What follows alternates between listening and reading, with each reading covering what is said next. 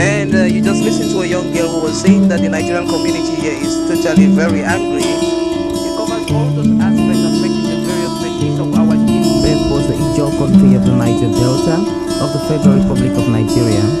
He went to several schools. His major academic genesis was at the government college, Ujeli. And go gather, destroy their food. With the camp and that other camp, some more camp, you don't compensate everybody. In its key generation sometimes. Today our focus will be on the style of J.P. Clark, a poet and writer, and we shall also be very interested in his poem Akbar Dancer. Some lives are meaningful. Some are empty. There are lives that are eventful, with too much meaning and riches to offer humankind. Long after some of these earthly adventures and no more, one can still find footprints of these great lives on the pavements of our contemporary lives. Good evening, you're welcome to the program Green Planet. Good afternoon and welcome to People, Places and Events. In today's program, we shall be meeting a very dynamic Cameroonian novelist and poet, Nana Daniel.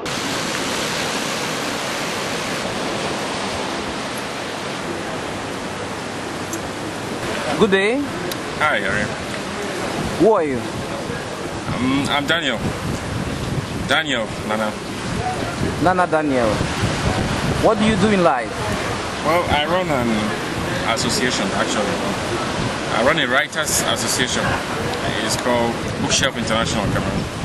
Bookshelf International Cameroon. What do you do in terms of work? Well, the main idea about our association is we take care of writers' rights in Cameroon. The main idea is to get writers' work on shelves all around the world, not only in Cameroon, but all over the place, to be able to make writers live by their work, which is something that's not been possible so far in Cameroon. So what are the problems that writers face in Cameroon particularly? The main problem about Cameroon is the problem of purchasing power. There's poverty. It makes it such that people in Cameroon, majority of people in Cameroon live from hand to mouth. So they don't actually spend. They don't spend on books or leisure. So the main idea about this association is to be able to produce quality books, to be able to export them, to sell them to international markets, not just to concentrate on Cameroonian market, which is up to this level non-existent. Do you have contacts out of the country to supplement your work? Yes, we have a lot of partner organizations we work with, especially those because our main focus right now is to be producing books in the English language. So most of our partners are in America and in the UK. Who are these partners? Well, a lot of them are first of all writers themselves, because most of the successful writers have their own associations, so we have their own organizations, so we work with them. Then we work with a lot of book organizations that deal with education, especially like getting books or getting books to the remote areas of Africa. So we work with something like Book International. We work with You're a writer as well, I guess. Yes, I do a lot of writing myself. What kind of writings do you do? I do a lot of poetry. I write a lot of poetry and a couple of novels. I have a couple of novels on my credit. First of all, I'm more interested in fiction. I write fiction, and I'm more interested in poetry. I do a lot of poetry. What inspires you? What inspires me is, first of all, nature. Our African context, nature. But mostly, what inspires me is our contemporary society, where we are living to. It's not like always using our traditional setup, because we are moving out of the traditional setup and we are getting into a new modern society. So what inspires me actually is the modernity of Africa. What will you say is your best poem?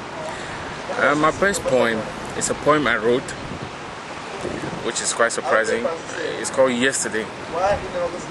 Yesterday, because what was yesterday and what is today and what is tomorrow is actually what the poem is talking about. But the title of the poem is Yesterday. I love the poem because it's actually a poem about a woman, but not a physical woman, a woman like Africa. That what you were yesterday, what you are to me today, and what you will be to me tomorrow. Are you someone I can trust? Are you someone who might deceive me or who might disappoint me? So that's actually my best point. And I have a poetry anthology. What is the name of your poetry anthology? Well, it's still to be released, but the work is complete. Everything is finished. It will be called The Passage to Summer. Why The Passage to Summer? Summer, it's a bit paradoxical because summer, here in Africa, we don't usually talk about summer, but we have summer. So summer is a period of, let's say, happiness. It's a period of joy. It's a period of where you release everything. So when I say passage to summer, is the passage from your life when you pass through your sufferings, your difficulties, and when you finally make it, when you finally get happy. That's what I call summer. Could you cite some of the poems in this passage to summer? Yes, the title Passage to Summer is actually the title of a poem.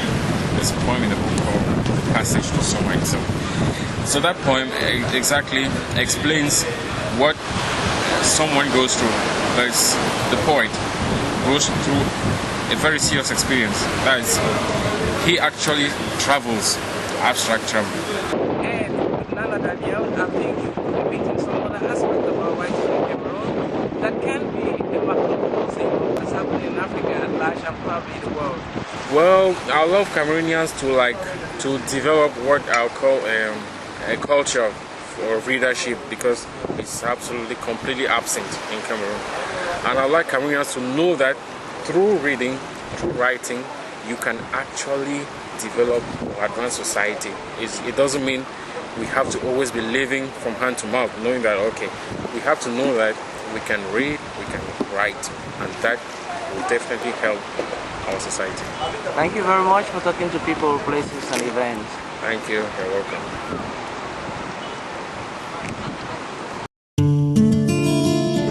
And you just listened to a young girl who was saying that the Nigerian community here is totally very angry. It covers all those aspects affecting the various regions of our nation. Beth was the Ijo country of the Niger Delta of the Federal Republic of Nigeria.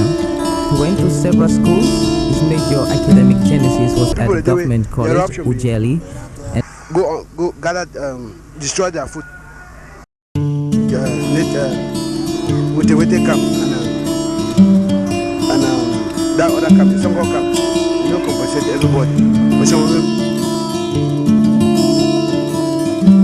its key generation sometimes.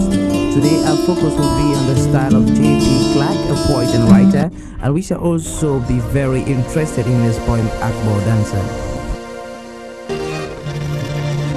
Some lives are meaningful, Some are empty. other lives that are eventful, with too much meaning and riches to offer humankind.